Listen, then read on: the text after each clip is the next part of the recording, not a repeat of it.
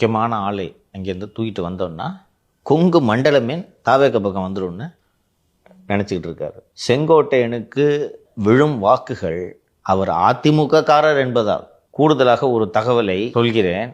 முதல்வரே செங்கோட்டையனை அழைத்திருப்பதாக சொல்கிறார்கள், வந்துருங்க அங்க என்று. ஒரு மூத்த நிர்வாகி அப்படின்றதுனால மறுத்துட்டாரு.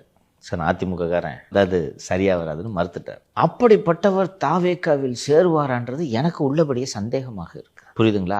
திமுகவில் சேர்ந்தா அது வேற.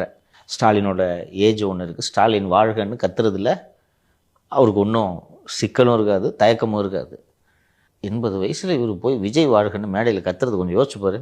இவர் வயசுக்கு அந்த மேடையில் யாராவது ஒருத்தர் இருக்காங்களா?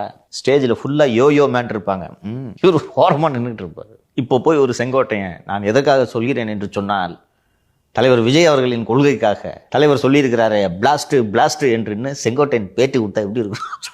இதற்கு பதிலாக திரு செங்கோட்டையன் அவர்கள் அரசியலை விட்டு விலகுவது உத்தமமானது. 8 வாட்டி எம்எல்ஏ வந்தவருப்பா, ஒரு கௌரவம். இன்னும் எத்தனை வருஷம் இருக்கு?